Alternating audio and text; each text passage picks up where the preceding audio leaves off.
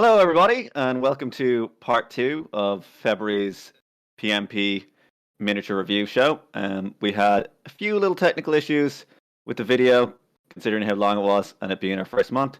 So we're going to pick up a few of the entries where we lost our footage for it and round things out. So I hope you enjoy. This is going to be a shorter video, and we're just going to pick up where we left off. He entered his Skaven Greyseer character here, and I'll review that one. So I said previously, it's a nice looking model. You've got a very nice eye-catching color scheme with the purple, green, and yellow. They're classic, like comic book villain colors. The most kind of eye-catching part of it is the green globe. It looks really, really good, but it means that you're not looking at his face so much. So a couple of things you could do if you wanted to have more focus on the face is you could have the face be glowing green, or not the face, the eye be glowing green. He has a red eye, and I think the little rat has a red eye. I think Skaven are meant to have red eyes, but there's no reason you couldn't make that be green, and then we'd look at the green globe, and then we'd look up towards the eye naturally, because we'd kind of track that. Also on highlighting and shading, I think if you're going for the comic book kind of look, you're grand on the cloth and the face and everything. If you wanted to be slightly more realistic, you could probably smooth out some of the very dark lines in the face, just because they're not, like, you don't have super deep lines in those areas.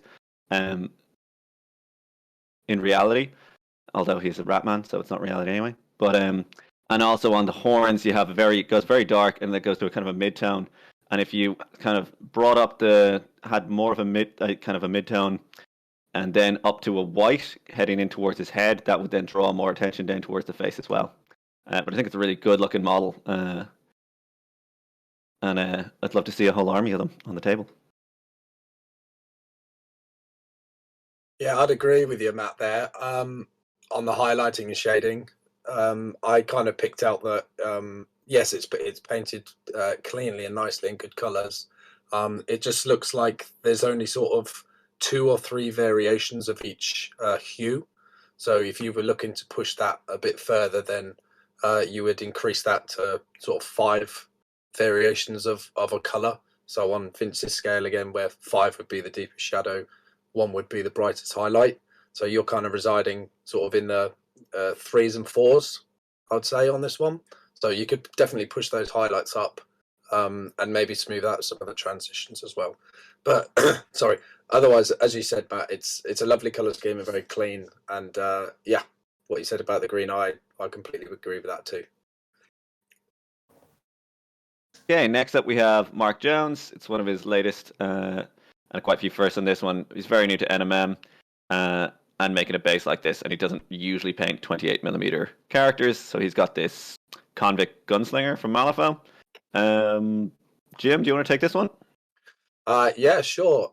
So first thing I'll say that jumps out is the skin looks really great. So well done on that.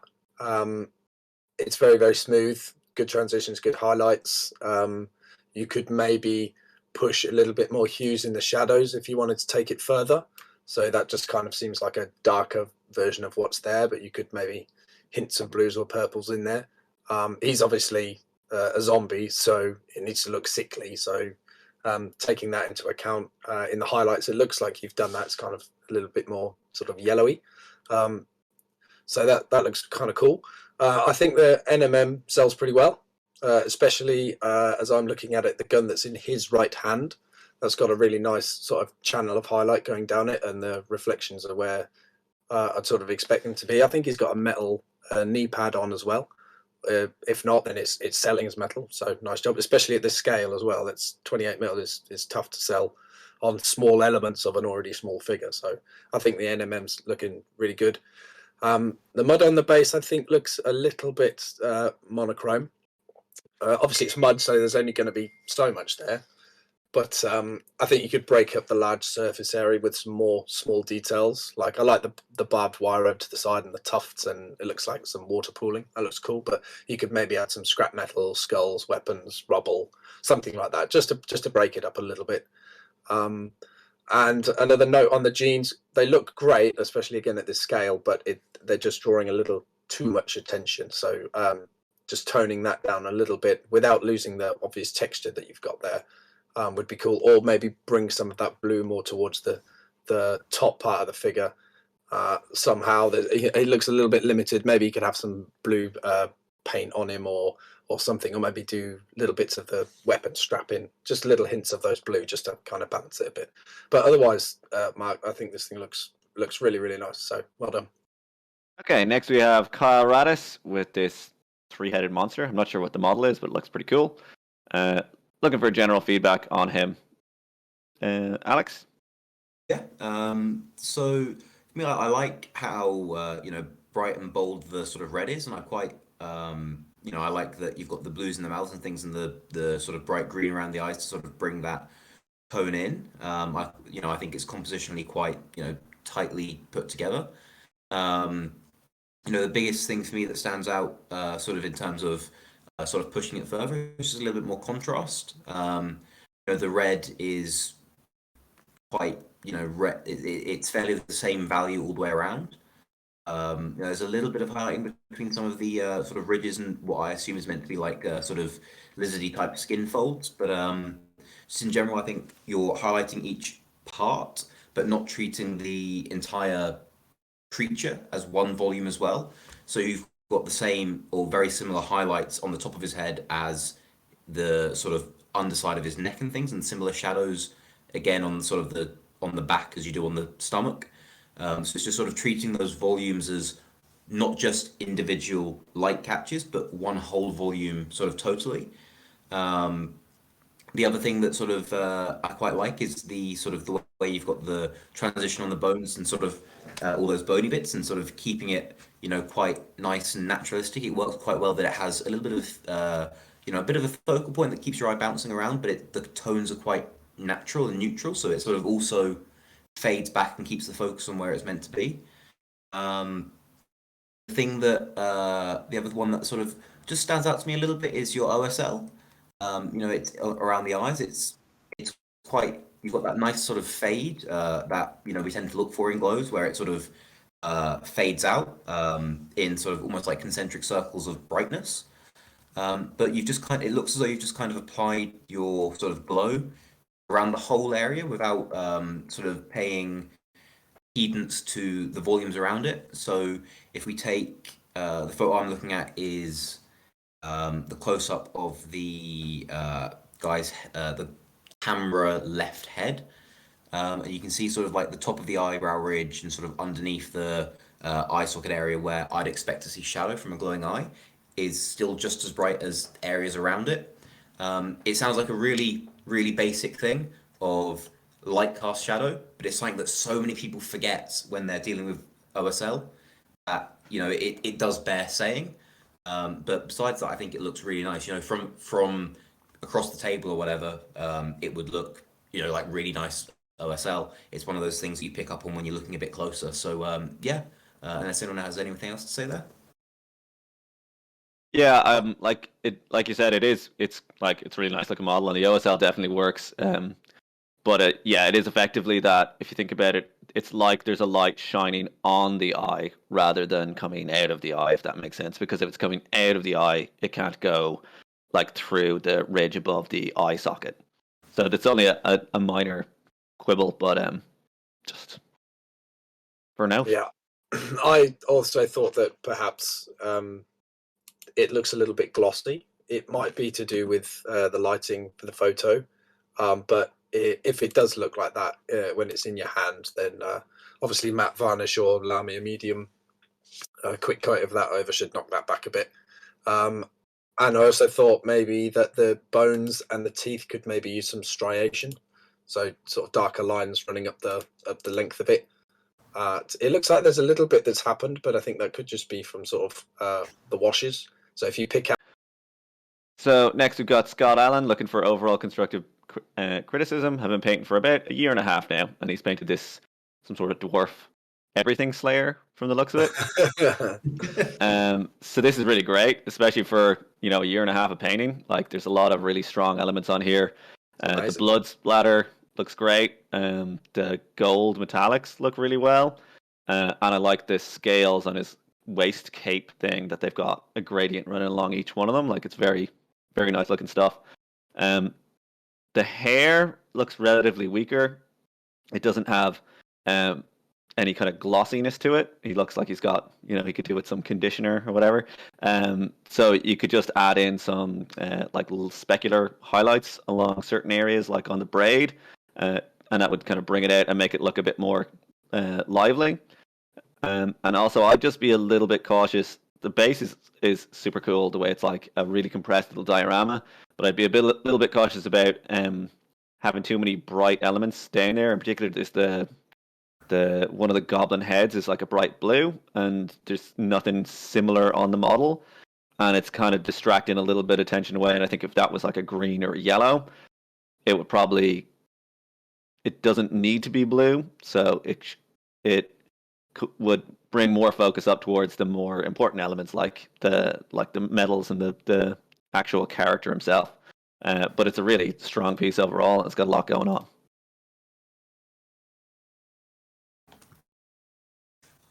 Yeah, the only just on that, I agree that it's a really really nice sort of looking piece. The thing that stands out to me the most, just in terms of like pushing things forward, is the way you've painted the skin. You've got nice sort of variation in the values and things, and it works quite well in terms of sort of having that contrast there. But just in a few places, it sort of suffers from what I sort of call muscle island syndrome, where each muscle group is kind of painted with these dark sort of shadows all around it. So they almost seem like detached volumes. So it's a case of like has been sort of said before in a few other pieces, just sort of treating it as one volume. Sort of the skin or the flesh is one thing, and it has all these muscle groups that are sort of connected. So you do need these really really dark points and really really bright points, and sort of pushed up against each other. So like the shadow from one pushes up against the highlight of the other, but you don't want that ring of highlight, sort of the place that it stands out. Sorry, ring of shadow sort of all around each muscle group where they look detached. So it just makes it look a little bit unnatural. But besides that, I think it's a really nicely painted piece, and sort of the volumes are all sort of well rendered. Next one, Eric Slav. Yep. We have Eric Slav Dulu with his Gene Stealer Cultist, I think, looking for feedback on the color scheme and the textures. Jim? Yeah, man. I like this color scheme. It's cool. I like the way you've sort of dotted the blues and purples around a little bit. I'd love to have. Oh, there are some more pictures actually, aren't there? Let me just bring that up real quick. Yeah, so it's got the colors balanced around quite nicely, I'd say. The metals do look like they could use a bit of love in some places. They're kind of. It looks like they've been applied and then washed, and not much after that. So if you check out some videos on shading TMM, it works very similar to the way you would do NMM, if you're familiar with that. So pushing those a little bit could be cool. As for the texture, I'm only seeing texture in the cloth, and it looks like it's placed nicely. But again, this is a very, very small mini, so it's going to be hyper difficult to get that even smaller. But I think that's one way it could be improved, and also limiting it. It looks like you've kind of got a bit too much texture in the shadows where you wouldn't really see it so much. So if you were to reduce that down, it might make the highlight texture, if that makes sense, pop a little bit better. So you could use stippling and hashing, which is, it looks like that's what you're doing, and then sort of glazing over the mid-tone colors just to sort of bring it all together.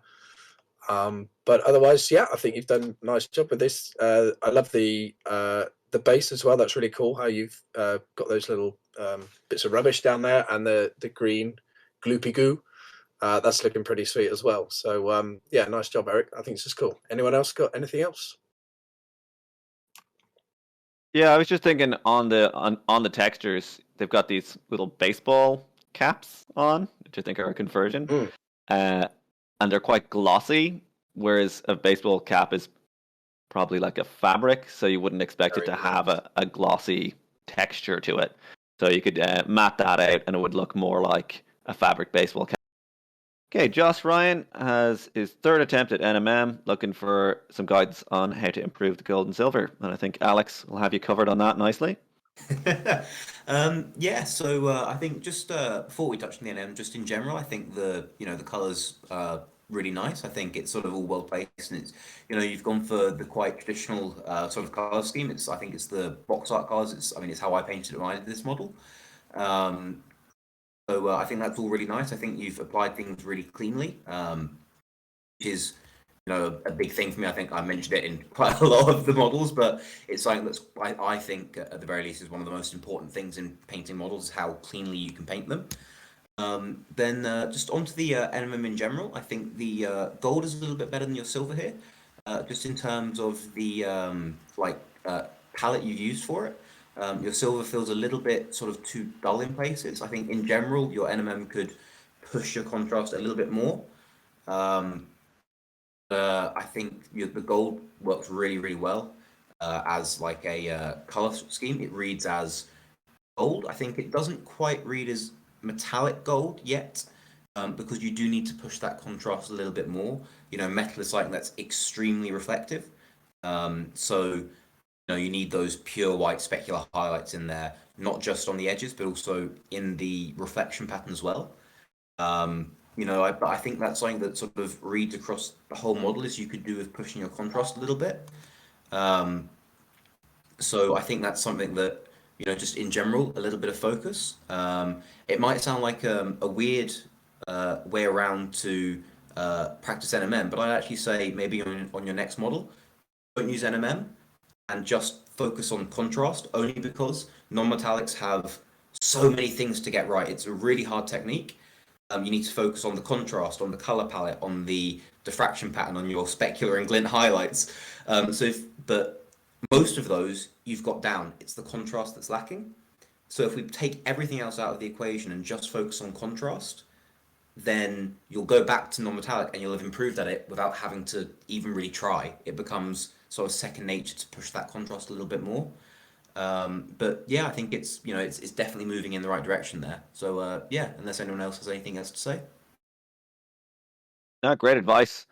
I think it's probably worth noting as well, like when you're doing NMM, some shapes and some models are going to be a lot easier than others. So for example, this lady, her left shoulder pad's got that whole lion head thing, and that adds a whole layer of complication. So again, if you're starting off, trying to, if you set yourself up to succeed, you can pick models that have more basic shapes, because you kind of can wreck your head trying to get everything to work on an embossed lion head when you really you've got it down on the. So Ross Dibben just finished off this squad trying to work on highlights. So it's a really nice looking unit of Stormcast. I really like this take on the kind of blue and gold color scheme. The highlights, you can kind of see them if we go into the single figure. There's a nice bit of directionality. If you look at her shoulder, like her scapula armor, we can tell that the light's coming from a particular source, so that's great.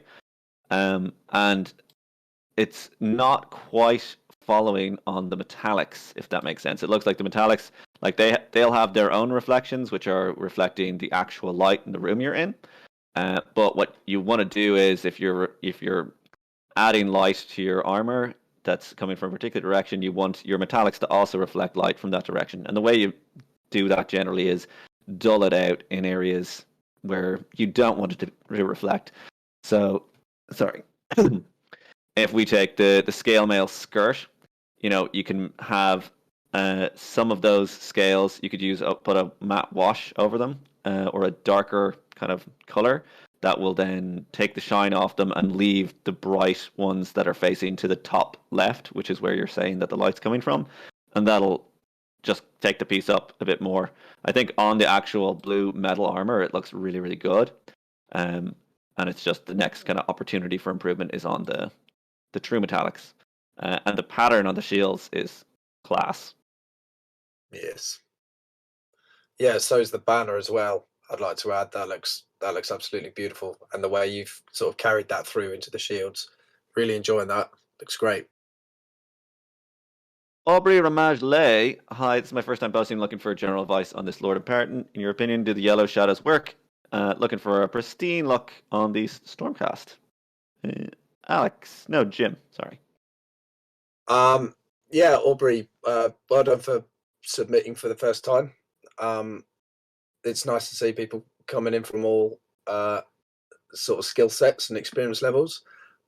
So with the Lord Imperator, I thought the first question you asked was, do the yellow shadows work? And unfortunately, the answer is no, because white doesn't behave like that in real life. It shades to grey, and then sort of deeper shades of grey as it goes deeper.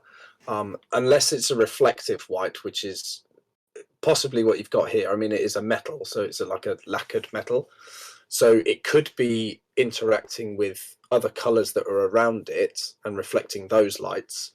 But the way these shadows have been painted, there's nothing really that strikingly yellow around him. Only what's above him, obviously, with the gold. But that wouldn't be interacting in that way where you've painted these yellow shadows. So I get that you were going for sort of pristine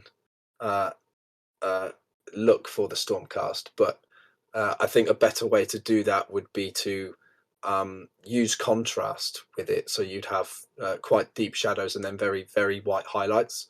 So this is kind of a lot of mid-tone, and then obviously the yellow in the shadows. So if you were to sort of use your greys as more of the mid-tone and then use very, very bright white but quite a broad highlight across the armor, that would be a better way to sell the pristine look for it. Another point I'd like to make was it's using sort of the three shades of any one of the colors. So again, if you're looking to push the contrast, you want to be using 5 different versions of any color. So the blue kind of looks very, very similar throughout, and so does kind of the cloth sort of waistcoat that he's got on. So pushing the shadows and highlights on those will really, really help. And also, I mean, there's loads of videos on how to do these, so just YouTube is your friend, man. So yeah, go and check those out. And then other than that, I thought it was just a case of really smoothing things out and tidying up the edge highlights. But I like the color scheme. I like what you've done with it. I'd maybe dry brush the grass, sort of a more sort of pastel version of the green, because at the moment that's very, very bold and bright, and there's nothing else green on him. So those two elements aren't integrating as well as they possibly could. So yeah, that's what I'd say, Aubrey, unless anyone else has got something to add there. Yeah, I just agree on the color scheme. Like, it's really that's a really great look for this guy, especially as you said, Yeah. you're looking for something pristine and you're using like white and blue and yellow, and it really makes me think of, he's on top of a mountain and you got the blue sky. So here we go, Duarte Lima. Thanks for continuing Vince's mighty work. We can only bow in his V-shaped shadow, but we'll do our best. And he wanted to make this bust creepy and dark. We've done half this review in the previous week, and it got cut off. So sorry about that, Duarte. And Alex is just going to finish it off. Jim was saying that he loved the eyes and that it was indeed very creepy, and he reckoned you could have more contrast in various areas, particularly the skin. And the kind of the back of the piece, and thinking about how shades would work on that. And then Alex just wanted to add a few things to say on his end. Yeah, so all I was going to say was, I think what Jim said about it needing a bit more contrast. I think to an extent that's true in that it needs a bit more in places, but I don't think it needs more everywhere necessarily. Busts are so big, you can get away with really dramatic lightings. So I think one of the places Jim said he felt that it felt flat was like the back of the hat, where it's sort of all one tone. Personally, I don't think that's an issue. You can have that be a deep, dark, almost total shadow across the whole thing, like an occlusion, and that's fine. I think you can. One way to sort of approach this is, by taking sort of a more dramatic style, and I think that would really suit the piece as well, of sort of having quite a dimly lit sort of environment where maybe the face has got quite high contrast and then it fades out, so almost towards the bottom where you've got what is admittedly not loads of contrast to the very, very bottom of the cloak, his garment. I don't know what to call it necessarily, bishop dress. But it's not too contrasted there, but it doesn't need to be. I think you can kind of see that nice, almost like vignette moving up the body. And if you sort of lean into that a little bit more heavily and make that a bit more of a obvious choice, it doesn't need that higher contrast everywhere, and that'd sell really, really well for the atmosphere that you're going for, and it does read as. So yeah, I think it's quite a nice piece. And super work on the gore as well. In case I didn't Yeah. say that before, the gore looks really cool. The lads are right. Like in that, for me, what I really like is there's this kind of stripe going down his hat and his face and his hand, where it's really bright, and then along the hat it fades off, really strongly to black. And that's like, it's very artistic. It gives it that creepy kind of feel to it. But then if you look at, say, the arm, the underside of the arm doesn't go to black. And if we look at the back of the model, the bottom of his hat is completely black, but the bottom of his back isn't completely black. So you can have, you can set your contrast to be what you feel is appropriate for the lighting situation, but you want it to read consistently throughout the model. And that might be one of the issues that you were running into. Yeah, I think that's a really good way of sort of explaining what I was futzing about there. Is it does feel as though each element has been painted individually rather than as one environment. Yeah. And again, with busts, it's easy to get bogged down in the minutiae because you're there ticking in every little bit of texture and dotting every I, crossing every T. And lowercase j. Yeah. Another lovely bust here from Jamie Mackey. Looking for general feedback on this bust and what he thinks needs work in general. So I think we all agreed. We reviewed this previously, and there was an amount of, everyone loves it, really. It's a great looking piece. It's painted to a really high standard. It's got a very interesting take on it. You've got, the freehand, you've got the backdrop, you've got, I just love it, to be honest with you. There's not really much that I'd say to you to improve. One thing is that her headdressy thing, it's a little bit confusing as to what material it is. I found. It wasn't until I noticed the verdigris on it that I was like, oh, it's brass or bronze. Because initially I actually thought it was like, those fans that fold up, because it's got those kind of line stripes on it. I think if you had a bit more of an edge highlight to it, that'd sell the impression that it's more metallic. Obviously, it's corroded, so you're kind of saying, okay, maybe it would have dulled away the shine everywhere, and then it would have gotten the verdigris on it. But still, if it's got she's wearing it, there's going to be bits where it'll rub off. We could expect to see some kind of light catch. And I think it even might be, having had some time to think about it, you've got the branches of the tree and the backdrop coming behind, and that kind of subconsciously says, is this wood? Though, I mean, that's a very, very minor thing. And I think in the photos where you don't have the black backdrop, it sells actually more when it's in your hand as being this kind of cold brass. And that can be, to do with the color balance and photos and things like that. So in real life, I know, especially with busts, it can be a fight trying to get paint for the photo or paint for the reality. But she looks pretty gorgeous in the photos, and I'm sure she looks equally good in reality. Do you guys have anything to add? Yeah, my only thing on it is, I love it. I think it's a really, really nicely painted piece. I've just really got two things. The first one is I love the painted backdrop of the moon and the sky, but for me it just feels a little bit too tall, just in terms of when you have the plinth and then the sort of tall backdrop, it just kind of slightly dwarfs the model, particularly with this, bright yellow, sort of moon yellow moon at the back. It sort of helps bring that focus in, but it just feels like it's slightly off balance, a little bit sort of just too tall for what it is.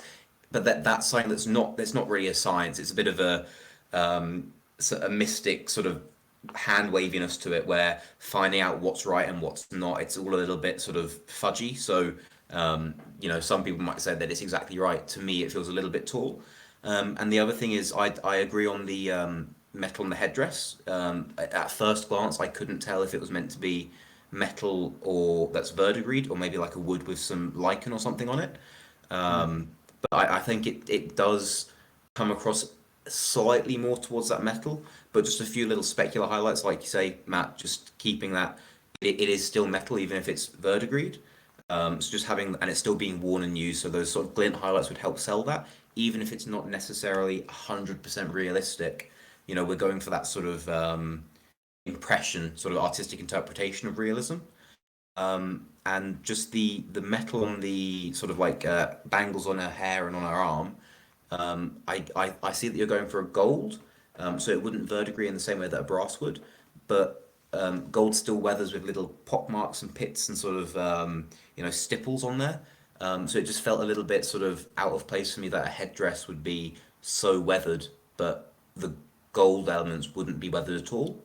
But that's really the only things that it's getting quite nitpicky because it's a really, really nicely painted piece. You have to be nitpicky when it's this good, though. Yeah, yeah.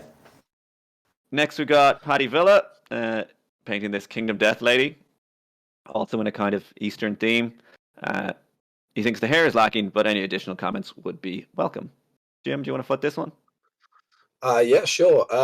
Really enjoyed this, especially I've said it a few times, but again, so small, so very, very small. I think you've done an amazing job picking out the details, adding that freehand in there. It's a very believable freehand as well. Sort of the kind of culture that you've kind of depicted where she comes from.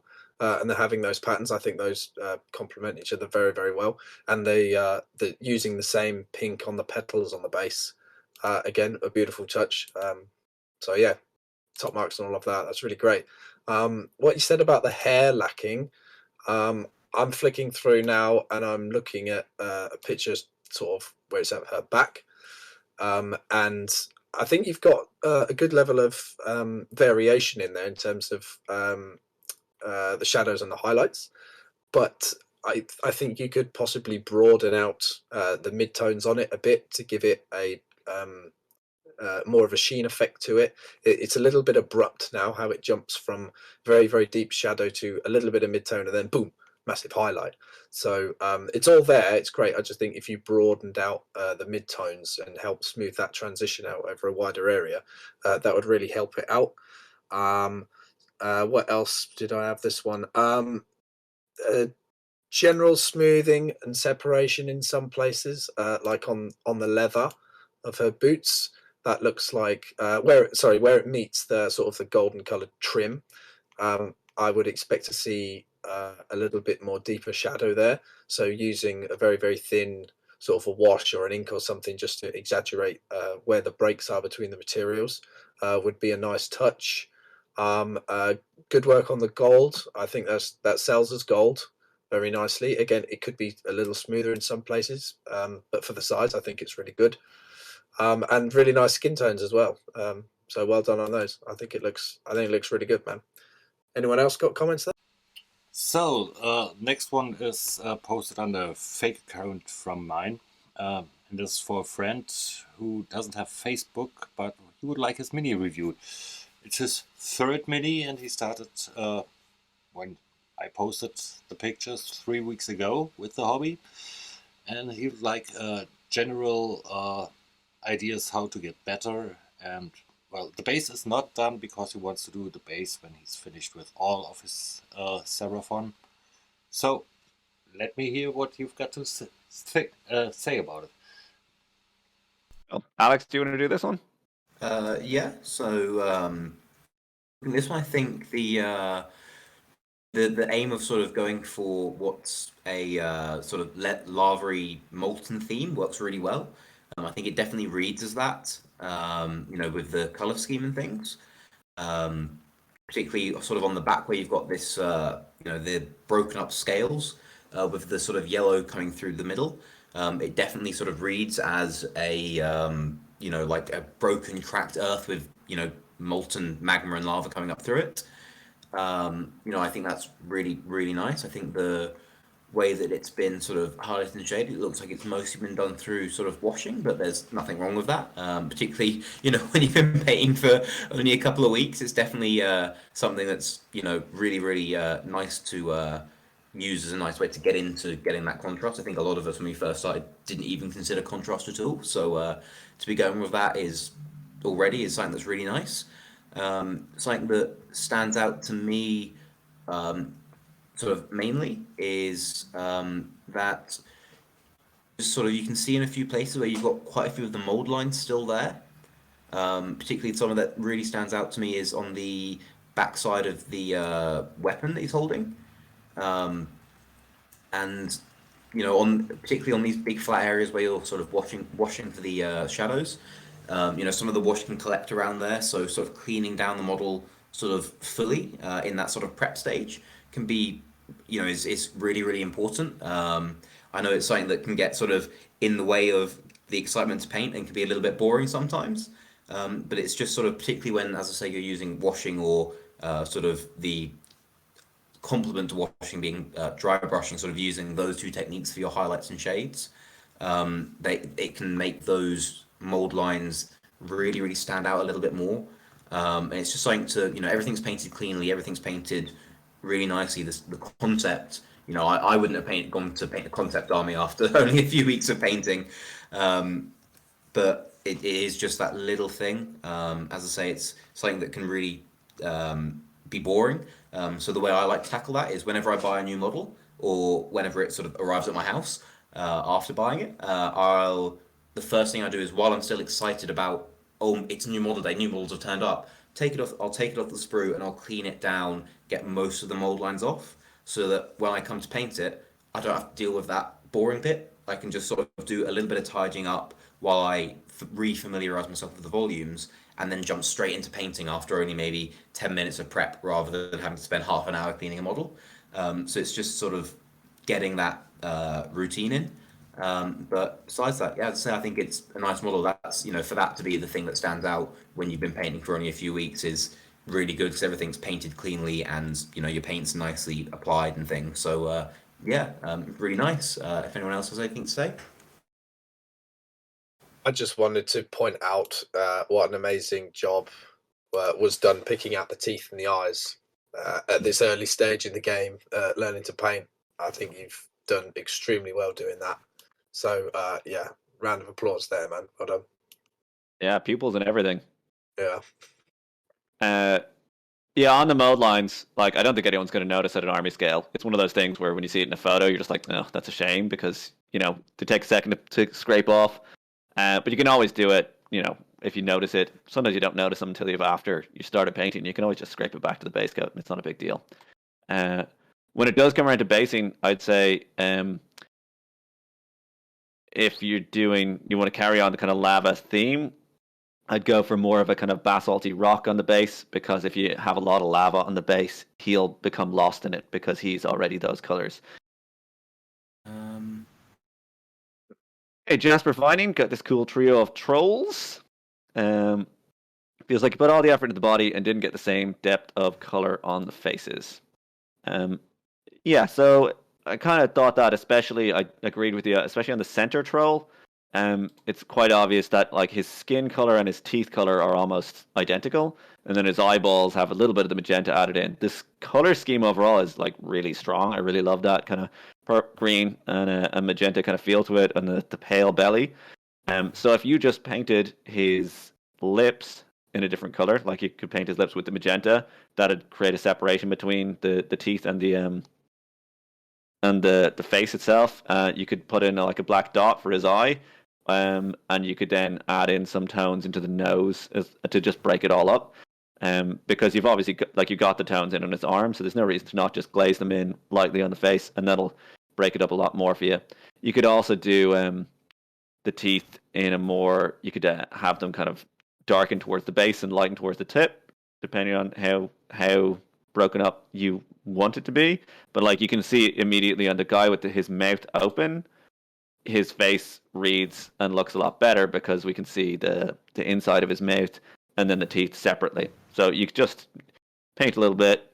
No reason, he's a troll. He can have big big colorful lips and a big colorful face. So there's no reason to not just add in those details, even if you think, okay, maybe they wouldn't be there. It's a piece of art at the end of the day. What's important is that it looks best, not what is kind of anatomically correct for a fictional troll.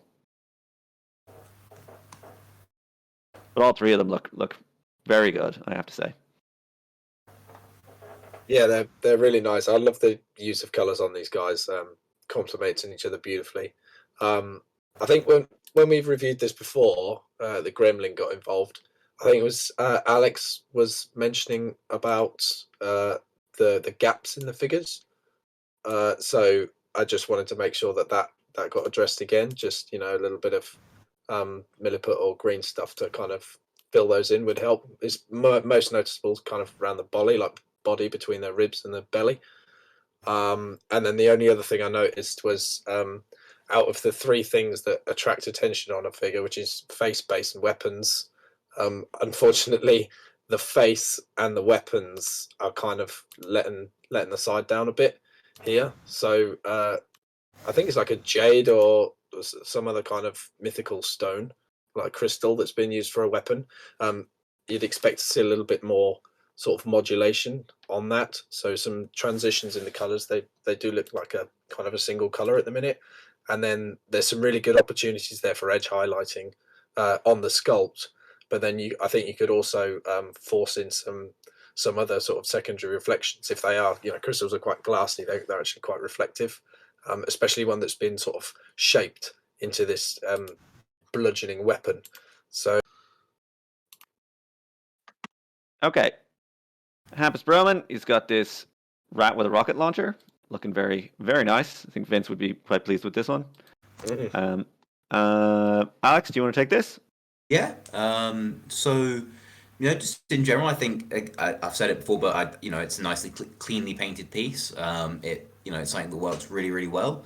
I really like the color scheme with the sort of blue cloak. It's not something I'm sure it's something that's done before, but I've not seen it before on any sort of scathing type models. So to me that's quite interesting and refreshing. I really like the way that you've got the sort of weathering on the pipe on the base. I'd like to maybe see a little bit more of that in the metals, around him, on his body, sort of on the backpack and on his weapon. I can sort of see it a little bit there on the backpack around where you've got sort of, it looks like it's been washed into some of the recesses and things. But just sort of going a little bit more. I don't know too much about Warhammer lore or Age of Sigmar lore. I've said that a few times before as well. But he's a rat man. I imagine he's not got the most sort of flashy, newest, cleanest sort of things to work with. So a little bit of weathering on those metals would look really nice. Maybe some pigment powders, or sort of maybe just a wash even, glazing down, sort of starting halfway and glazing it down towards the bottom of his cloak where it's been dragging through the mud or anything like that to sort of make it look a bit dirty, a little bit less sort of clean. I really like sort of the focus with this sort of almost like ring of green between the sort of the flames and the sort of power things on his backpack going down to the little tubing on the weapon there. Sort of creates a nice sort of circle around his face of this bright color, which then comes into the spot color of it on his eyes. Something in composition that we talk about, the two main shapes are circles of color and triangles of color. And you've got that down. You've got the triangle of the blue, sort of inverted triangle with his sleeves, and then the bottom of his cloak there, which gives that nice sort of compositional element. The circle of the green, and there's a few sort of straight line compositional things going on. Compositionally, it's very, very tight. I just think we can maybe push just the way that you've done the metals a little bit more. We can see from the one on the base that you can weather metals quite well. So just seeing that a little bit more, his weapons could be, the brass on there could be verdigreed. His breastplate particularly could be sort of maybe a little bit more contrast, maybe a wash on there and then some scratching and stuff to make it look, like a worn piece of old metal. But besides that, I think it's a really nice piece. If anyone else has anything to say.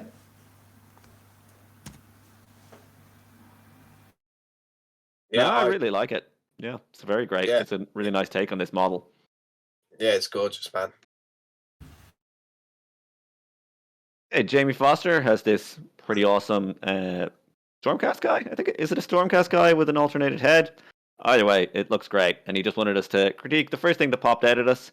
And Jamie, I'm gonna have to apologize because nothing popped out at me initially. I had to spend about 10 minutes, and then I had to zoom in because it's painted to a super high standard. I really like everything about it. I like all your choices on the colors, and I think it's really just a striking piece, and it's very well executed as well. When I did eventually get my nitpicking comb out, I noticed that his top teeth aren't highlighted as much as his bottom teeth, because initially I thought his top lip was covering them, but then I looked really close in at the sculpt and saw that it isn't. So you could just literally have like a slight little bit of a highlight to show the curvature of the teeth coming around, if you were bothered to pick that out. Anyone else? Yeah, so something something that I really like to really want to sort of bring a bit of focus on, and that I really like is the texturing and color, sort of the way you've done the blue cloak at the bottom there. Just like the way that you've textured it and the way that you've chosen to use sort of a very desaturated shadow, and then quite a bit more saturated in the mid-tone, and then going out to that little bit of white desaturation in the highlight. It I look at that, and I can immediately picture in my head what that would feel like to touch if it were an actual fabric. So as far as I'm concerned, that's a big win. That's always something that, for me, tells me that someone's painted something really well if I can look at it and think, I know what that's going to feel like to touch. I don't see that often in models. I really like the non-metallics as well, with all those interference colors. It feels very sort of almost Craftworld Studio-esque, and I think that's a really distinct style, and it's something that really stands out as something that's extremely high level and interesting. But something that does stand out to me on the, again, nitpicky on the metallics, is just on this arm going across the front. You've got this lovely highlight on the hand and then on the sort of elbow part, but that sort of line of highlight you don't continue it across his forearm plate. And that just sort of stands out to me as, why would that be the case? But these are, that's minor things to nitpick on. Overall, it's just an amazing piece. Yeah, I would, talking about highlights, I would add there as well. Well, first I've got to say how stunning it is. It's absolutely beautiful. Well done. But I'd like to say that the eye is drawn mostly to that left pauldron because of how bright that is, and it should be, because you'd expect it to be. You've deliberately painted the light coming from that sort of 2 p.m. angle. But I feel like it's stealing a bit of attention from his face. That's where the eye is drawn, sort of there, and the breastplate. So it's clear. Obviously, he's wearing a black hood, so it wouldn't be particularly bright. It's nowhere near as bright as on that shoulder pad. But I think maybe an opportunity to bring a bit more attention up towards his face would be to add some sort of brocade or patterning up on his head that's would be like in a very bright color, like white, for example, the easiest choice. Just, it doesn't have to be big. Just something bright on that sort of cowl, just to try and pull the attention back up there a bit, because there's another quite a bright priest sort of on the sword. Okay, Scott's Stinger has this BattleTech robot. Do I have to say robot? Are we contractually obligated to say robot? I'm gonna go.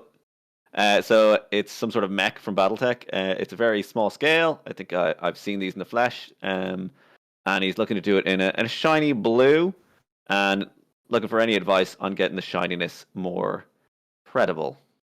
Anyone want to jump in? Yeah, I'll start with this one. I think it would sell better as shiny metal if the highlights went a little bit further. You've got good contrast here, good sort of variation in the colors between the dark and the light. I just feel that it doesn't quite go up to white as much as it could. So looking at the front on picture, the head is, I think that's been done quite nicely, but the shoulders, you can see there is a highlight on his sort of camera right shoulder that goes across it, and it's well placed. But I think that highlight, it could be a little bit broader and go up further to white, same as on the sort of plates on his thighs. It's going up, and it's going up nicely, but I think it could go up more. Edge highlighting with pure white really helps with selling shiny as well. So that would be a good place to go. There are some edge highlights on here, I think, or whether it's just part of the gradient, I'm not sure. On the shoulders, I think I see a little bit of edge highlighting. So increasing that would be a nice way to go. And I think you mentioned something about blending as well. Blending blue being a huge pain to work with. Yes, I agree. It is a bit of a pain. And the way I get around that is every time you're going to your next color, either up or down, always integrate the color that you used previously, rather than trying to go. I mean, you could quite easily pick from GW's paints 3 or 4 or 5 of those colors that you can see on him straight out of the pot and try and blend them. But what I find much easier to blend blue is to always include the previous color. So start with your base and then go darker with a different color or with black, and then obviously the other way tinting up to white. But it is a pain. So glazing, dry brushing, you can blend quite well with dry brushing as well if you're really careful about it. That's one of the ways I blend blue as well, is not with wet paint, as it were, but actually with a very small dry brush, and build it up to a brighter color, and then you can sort of glaze to bring it all together. So yeah, hopefully that will help you a bit, Scott. Anyone else got any comments there? Yes, so something that I think would help sell that shininess and things, or just selling the volumes in general, is you've got this sort of free-handed pattern over it, but it feels you've not really shaded that alongside the rest of the panels and the rest of the volume, so it just sort of, it looks as though it looks painted on, if that makes sense. Whereas, you know, in universe, you know, that would be on the volume and would get some of that shadow as well. I know that's an extremely hard thing to do on something that I believe these are 6mm scale, which are absolutely tiny. I wouldn't paint anything that small, just in terms of scale as well as, you know, actual model size. But it's something where, you know, you can sort of build that in by, you know, glazing after you've put the freehand on, rather than trying to paint in different shades of freehand. But then again, that's something that might disrupt the way you've painted the blue and make it look a little bit less coherent across the whole model. So it's a hard choice. It's just something that, and I don't know what the right one would be. It's just something that stands out to me as a little bit obvious, if that makes sense. Right. But besides that, it's a nicely painted piece, you know. Yeah, I think Juan Hidalgo has an excellent video on doing shiny blue. If you look up JH Miniatures Shovel Knight, don't know if you guys have seen it, but he paints him up, and it's basically a non-metallic blue, and that'd be a good shade if you wanted something that you could kind of follow along with. But it's a very good looking model, especially considering the scale. I think especially around the face, you get the impression that it's a cockpit and there's, you know, people in there. So you did a great job on it. Yeah, check out Will Paints on Instagram as well. If you guys have seen anything Will does, he does some stunning ultramarines, man. Amazing blue. Yeah, I own one of his models, so You do, really? love his stuff. He's great. Always recommend him as a good point to look at for. I think particularly when something that I like is that, I think I mentioned it before, is that vignette style of having not much contrast in each area, but high contrast. So just to finish off, we'd like to say thanks to everyone for submitting their models this month. We had a great time reviewing them, and we appreciate, you know, it's not easy to put yourself out there, put your minis up online for other people to look at and critique. We hope we've given everyone something to think about so they can take the next step on their hobby journey. Apologies for the delay. I think we were underestimating the length of videos and various kind of technical issues, but we're looking forward already to doing the next one, and we'll hope to see you then. If you want to submit anything to the next month's review, just enter it into the PMP Facebook group, and we look forward to seeing you then.